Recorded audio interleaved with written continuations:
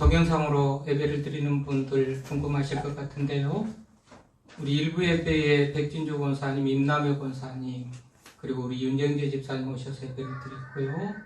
오늘 2부 예배는 우리 권준혁 집사님, 또 우리 반주자 신혜정 반주자, 또 이계순 권사님, 황종옥 장로님, 김기복 권사님, 이경혜 권사님, 우리 강정숙 집사님, 김금숙 권사님, 김유성 집사님, 홍명숙 권사님, 우리 최광수 권사님, 이광수 장로님, 또 우리 박정래 권사님, 김태성 권사님, 이상호 집사님, 민한숙 권사님, 우리 각수원 집사님, 우리 강정희 집사님, 최동열 집사님, 우리 다혜님, 이렇게 예배를 드리고 있습니다.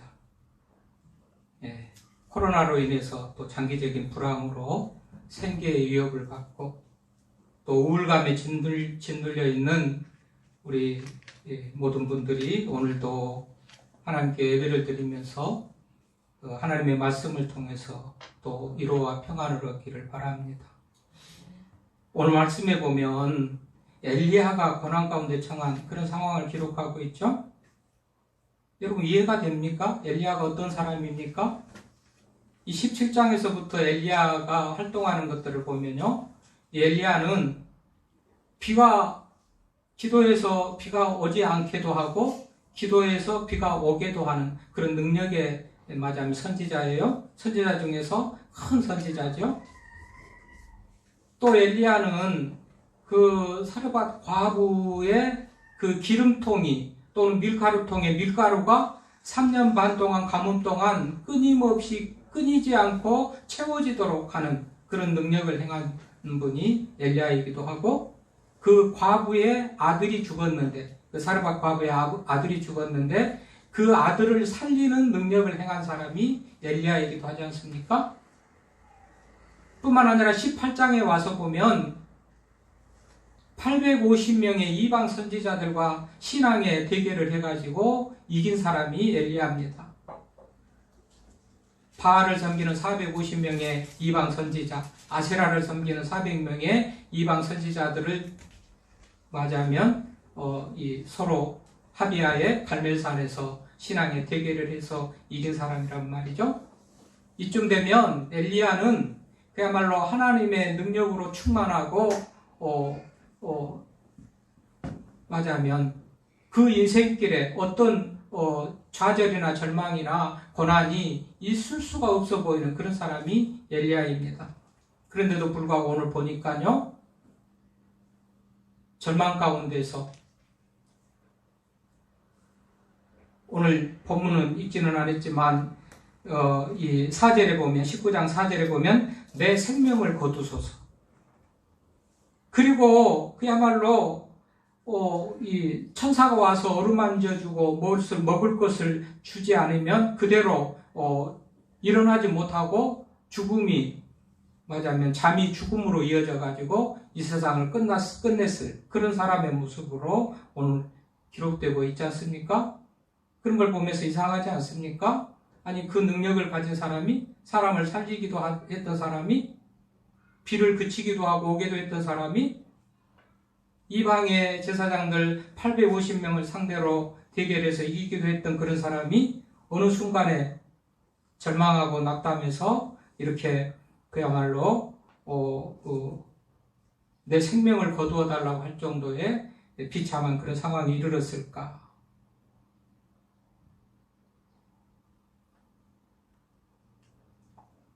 이 엘리야는 갈멜산에서 전투를, 갈멜산은 팔레스타인 지역의 북쪽에 있는 지역이거든요. 갈멜산에서 전투를 했어요. 그리고 그 순간에 얼마나 무섭고 겁이 났는지 오늘 어디까지 도망갔어요? 오늘 3절에 보면 부엘셰바에 이르렀다. 그래요? 부엘셰바는 저 남쪽 국경에 맞아 민접한 그런 지역이 부엘셰바라고 할 수가 있습니다. 그러니까 얼마나 두려운 마음이 컸으면 갈멜산에서 그 대성을 거두고 그 영광과 그 맞이하면 그 능력은 어디로 가고 도망가서 부엘셰바에 이르도록 도망을 갔을까? 엄청 겁이 나고 엄청 무서웠던 모양입니다. 그리고 도망가가지고 숨어있는 것만도 맞아면 불안해서 4절에 보면 내 생명을 거두소서 그렇게 하나님 앞에 이거는 어떤 기도라기보다도 원망이고 불평이죠. 뭡니까? 라는 그런 의미예요. 하나님 이게 뭡니까? 내가 하나님을 위해서 한 것이라고는 이방 제사장들을 죽이고 하나님이 기뻐하시는 그런 일을 했는데 내가 왜 이 모양입니까? 라는 그런 지금 모습이에요. 왜 그렇죠? 엘리야가 죽인 이방 선지자들은 맞아면 이세벨이 아끼는 선지자예요. 이세벨은 누구죠? 북이스라엘의 아합의 아내, 아합 왕의 아내예요. 그러니까 이세벨은 이방 여인이고 이방 신을 섬기는데 주동자죠. 그래서 많은 제사장들, 이방의 제사장들을 아끼고 그랬는데 그 이방의 제사장들을 엘리야가 다 죽였으니 가만히 안 두겠다는 거잖아요. 그래서 뭐라고 그러니까 2절에 보면 19장 2절에 보니까 아합의 아내 이세벨이 가만히 두지 않겠다는 거예요. 내일 이맘때에 반드시 내 생명을 저 사람 중 한 사람의 생명과 같게 하리라.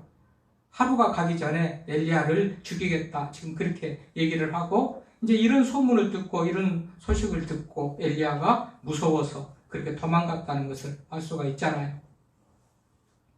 850명을 상대해가지고도 그 능력을 행하고 자연도 다스릴 수 있는 비도 오게도 하고 멈추게도 하고 할 수 있는 그 능력을 가졌던 엘리야지만 지금 이세벨이 자신을 죽이려고 하는 상황 속에서는 무서워서 도망가고 숨어있는 이제 이런 모습을 본단 말이죠. 성경 속에서만 이런 절망적이고 이해 안 되는 일들이 있는 게 아니고요. 우리의 현실 속에서도 이런 일들이 많이 일어나죠. 지금 교회만 보더라도 조금은 맞아요. 세상 사람들에게 미움을 받고 원망을 듣고 이제 그런 모습을 보이고 있잖아요. 우리 성도들도 전염병을 옮기는 맞아면 병원체 같은 맞아면 그런 어떤 취급을 받기도 하고 경계심을 가지기도 하고 그러죠. 교회 다닌다고 하면 가까이 하기를 멀리하고 자 이런 상황이 아니더라도요. 우리가 개인적이든지 교회적이든지 우리가 살다 보면 엘리야가 만나는 그런 절망적인 그런 상황을 우리도 만나면서 살아가게도 되고 그래요. 우리의 수고가 다 헛된 것이 되고 땀 흘리고 수고하고 있으지만 결과물은 없고 말이죠.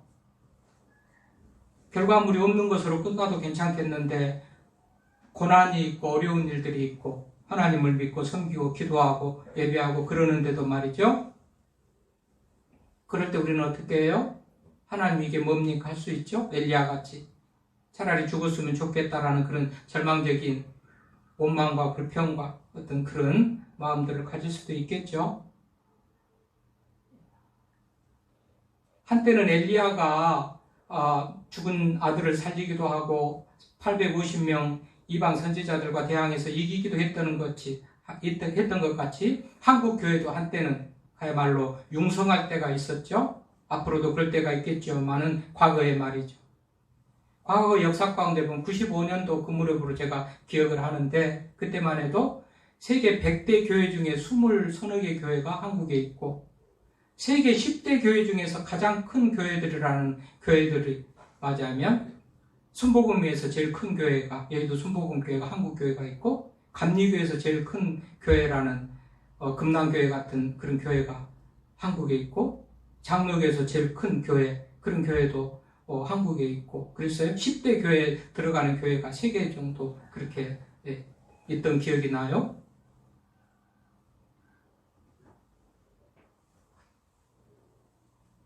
언제나 그랬는 것이 아니고 언제나 지금같이 한국교회가 처져 있고 또 비난의 대상이 되고 그랬던 게 아니고 한때는 이렇게 맞아면 흥황할 때가 있었죠.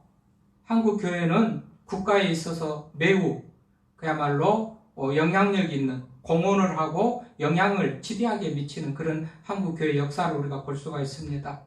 언제 이 땅에 병원이 있고 학교가 있었으니까 선교사들이 들어오고 교회가 세워지면서 그 선교사들에 의해서 병원이 세워지고 학교가 세워지고 교회가 세워지면서 국민의 계몽이 일어나고 또 맞아면 복지가 살아나고 복지가 태동이 되고 그리고 활성화되고 한국 교회의 위기 때마다 교회가 일어나고 공산당들이 일본 사람들이 왜 한국 교회를 제일 미워하는가? 그만큼 한국 교회는 국가를 위해서 그렇게 막대한 영향을 끼치고 그런 희생을 했기 때문에 그렇습니다.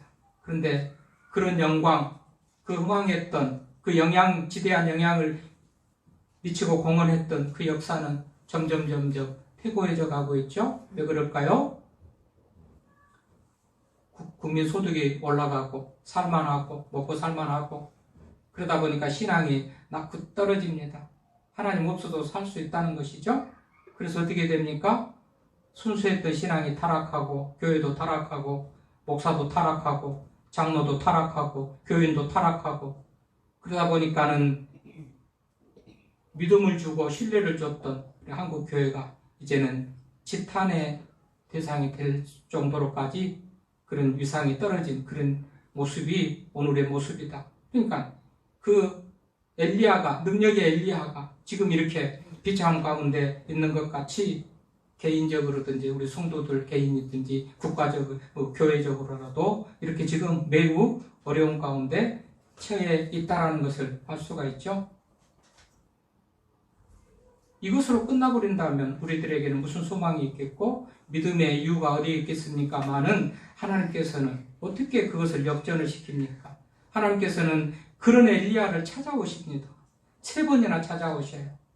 오늘 보실까요? 본문에 보니까 한 천사를 보내서 어루만져 찾아오셔서 노뎀나무 아래 있는데 요하여 내 생명을 취하소서 하고 있을 때에 천사가 어루만지면서 일어나라 먹으라 그러죠. 일어나라 먹으라. 먹고 또 좀 힘을 얻었을까요? 그러는데 또 와서 8절에 오면 또 일어나서 먹어라. 이 먹어야 네가 호렙에 갈 수가 있다. 40주 40야를 걸어서 가려면 먹고 힘내야 된다 하면서 또 오셔서 먹여주세요. 그리고 이제 말하자면 엘리야가 한 320km에 이르는 맞아면 부엘셀과 호렙에 이르는 그 길을 걸어갔을 때 또 찾아오시잖아요. 이 또 찾아오신 얘기가 오늘 9절부터 읽었던 그 말씀이에요. 그래서 또 찾아오셔가지고 굴에 머물러 있는 엘리야를 찾아오셔서 네가 여기 있는 것이 어떻게 된 것이냐 어찌미냐 하면서 어루만지고 다시 찾아오셔서 위로하고 격려하고 소망을 주고 사명을 주는 그런 내용이 오늘 우리가 읽었던 말씀이에요. 그러니까 여러분 처음에는 찾아오셔서 숯불에 구운 떡을 주고 물을 주고 또 그것도 부족해서 또 물을 주고 떡을 주고 오셔서 어떻게 어루만지고 그렇죠? 어루만지고 이 어루만지고 굉장히 감동적으로 감격적으로 느껴지지 않습니까? 어루만져요. 지쳐가지고 지금 이 두려움 속에서 정말 숨어있고 지쳐있는데 와서 어루만져요. 따뜻하고 부드러운 음성으로 일어나서 먹어라 먹고 힘내라. 얼마나 위로하고 격려하는 아버지 하나님의 마음이 이 말씀 속에서 느껴지지 않습니까? 일어나라 먹어라. 내 갈 길을 다 가지 못할까 하노라. 일어나서 먹고 힘내서 네가 가려고 하는 대로 가라. 어루만지고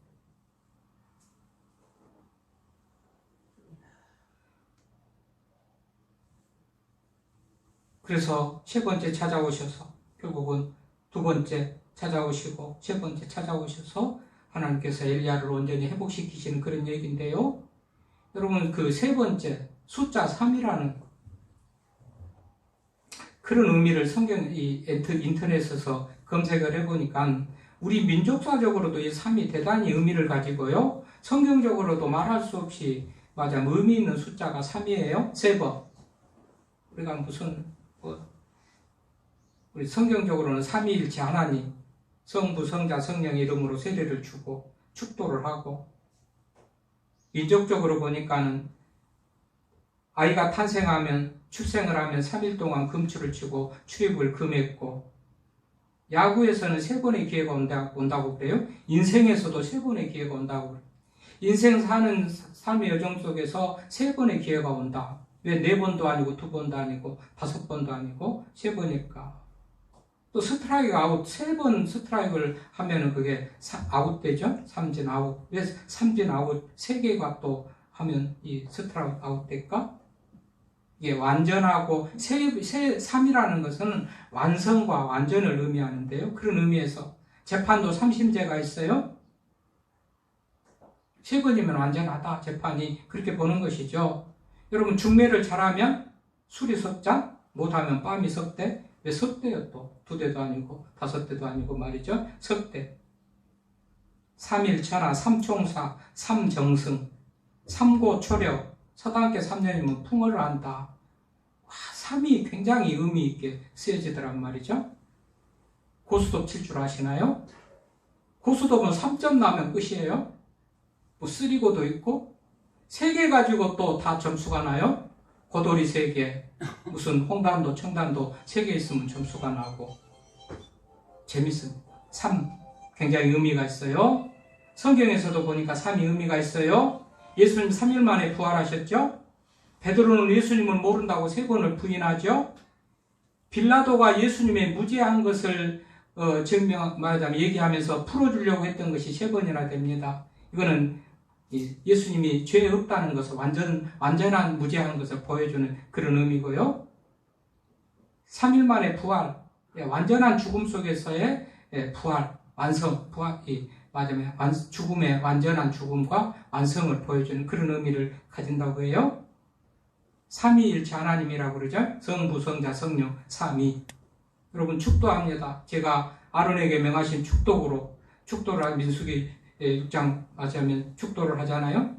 여호와는 내게 복을 주시고 너를 지키시기를 원하며 여호와는 그 얼굴을 내게 비추사 은혜 베푸시기를 원하며 여호와는 그 얼굴을 내게로 향하여 드사 평강 주시기를 원한다. 여호와를 3번 하면서 3번에 맞으면 축복을 하죠.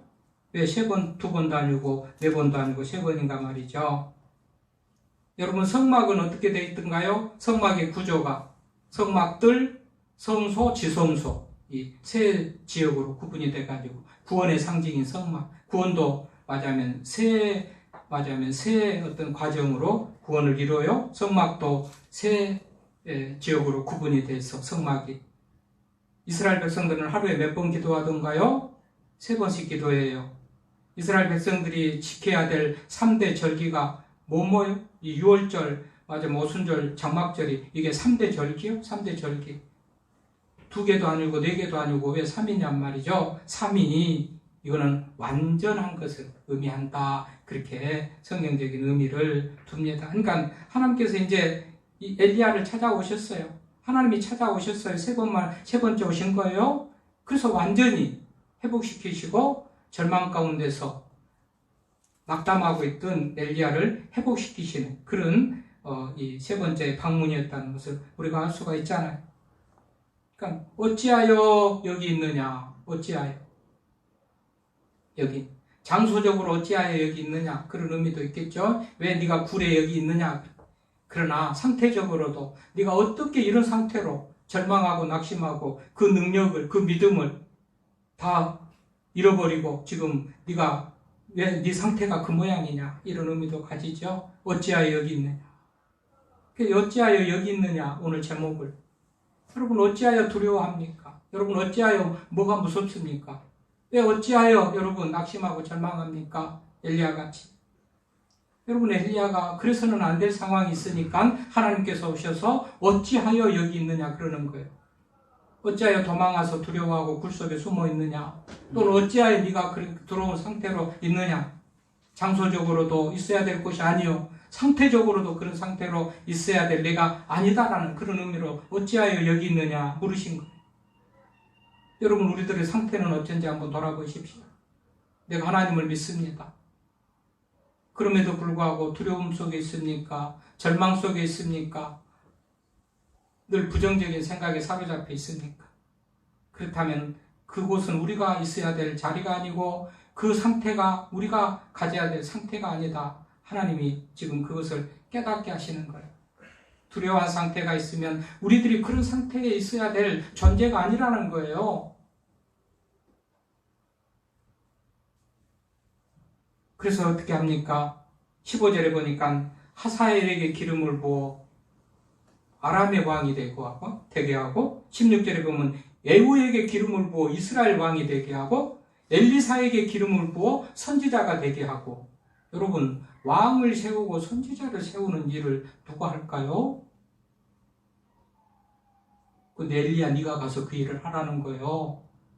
엘리야는 충분히 그런 능력과 자격을 가진 그런 하나님의 사람이었어요. 그런데 순간적으로 이세벨이 죽이려고 한다는 그런 사실 앞에서 두려워하고 떨고 그래서 도망가가지고 숨어있고 불안해하고 있는 그런 엘리야였을 뿐이에요. 일시적으로 지금 이렇게 엘리야가 약한 모습을 보이지만 원래는 엘리야가 그런 능력의 사람이었어요. 그러니까 그 원래의 능력을 회복시켜 주는 거예요. 그럴 자격, 그럴 위치로서 너는 충분히 그런 권세가 있고 능력이 있고 영광을 얻을 자다는 것이죠. 그래서 하나님께서 엘리야를 다 회복시켜 주시잖아요. 왕을 세우라. 두 왕을, 아람 왕을 세우고 이스라엘 왕을 세우고 선지자를, 엘리사를 네 대신으로 세워라. 이건 하나님이나 하실 수 있는 일을, 그 권세를 말하자면 엘리야에게 주는 거예요.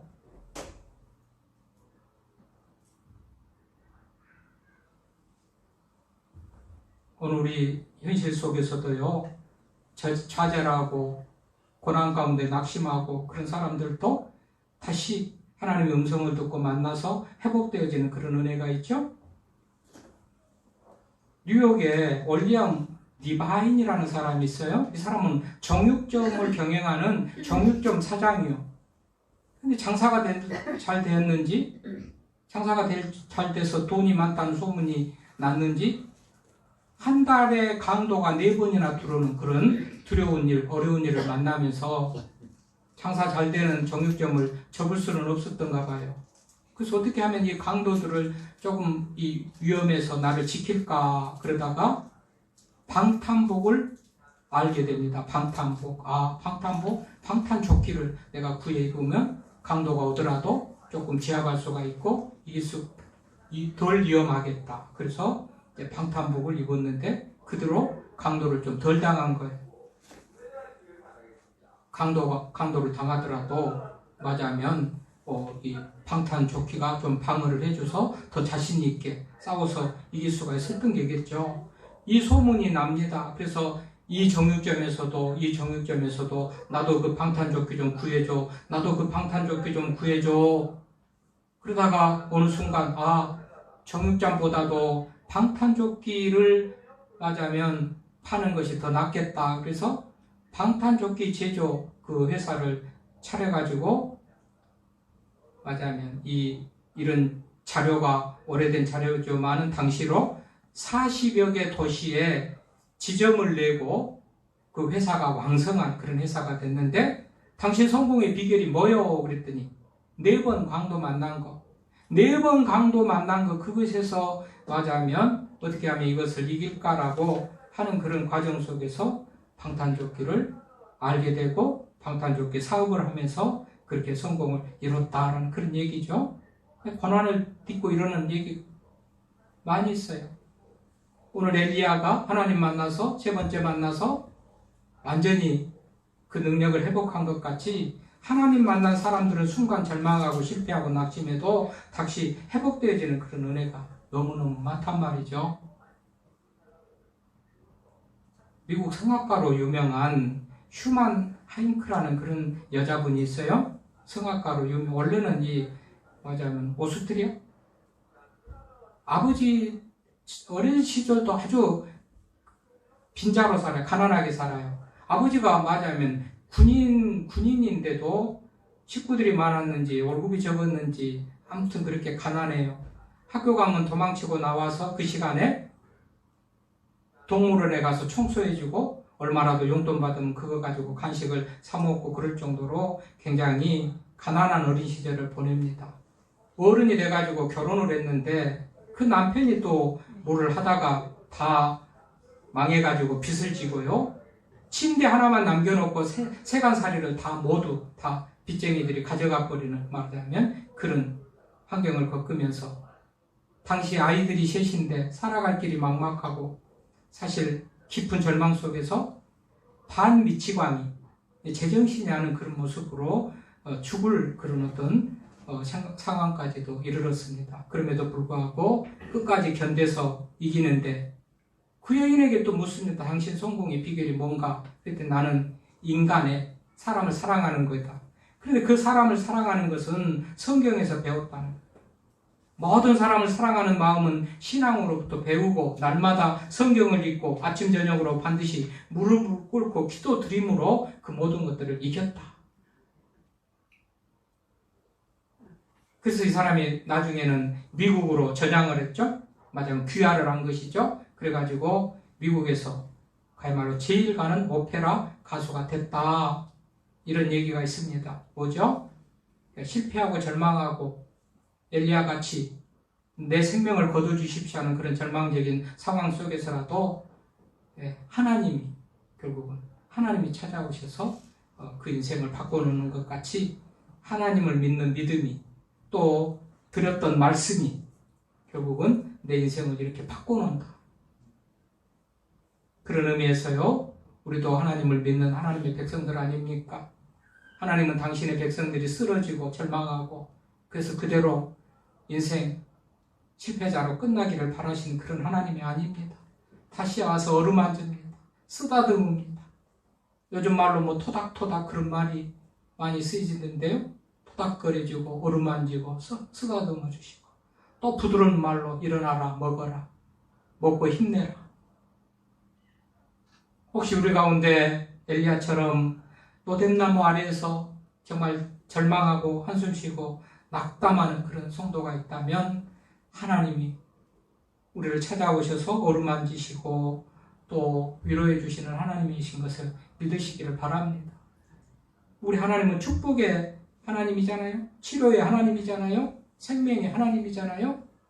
그 하나님의 손길이 우리를 만지실 때 우리는 다시 회복되어지는 그런 은혜를 누릴 수가 있다. 우리 하나님이 만지시면 우리의 질병의 문제, 무슨 재정의 문제, 여러 가지 우리 정신적인 문제 비롯해서 많은 문제들을 우리 하나님께서는 회복해 주신다. 그렇기 때문에 우리는 더 이상 노뎀나무 아래에서 낙심할 수가 없습니다. 우리는 더 이상 노뎀나무 아래에서 내 생명을 거둬달라고 하나님을 원망하고 불평할 수가 없습니다. 그 하나님은 회복시켜 주시는 그런 하나님이시기 때문에 그렇습니다. 하나님 우리를 우리에게 다가오셔서 무기력하고 절망하고 있는 우리들에게 다가오셔서 어루만지시고 물과 떡을 먹여서서 새 힘을 부어주실 것을 믿습니다. 그 노뎀나무가 엘리야에게는 어쩌면 축복의 장소였고, 그렇잖아요? 소망의 장소였잖아요. 현실적으로는 절망의 장소였지만 그곳에 하나님이 찾아오심으로 여기가 바로 새로운 시작점이 되는 것 같이 코로나나 여러 가지 상황 속에서 우리가 정말 침체된 어려운 그런 상황 속에 있다 할지라도 내 아버지 하나님의 전능하심을 믿고 그가 어루만지시고 나를 다시 회복시켜 주시고 우리 교회도 우리 성도들도 우리 나라도 우리 하나님께서 다시 이렇게 세워주실 것을 믿는 그런 믿음을 가지고 소망 가운데 나아가는 우리 모두가 되기를 바랍니다. 아멘. 하나님 감사합니다.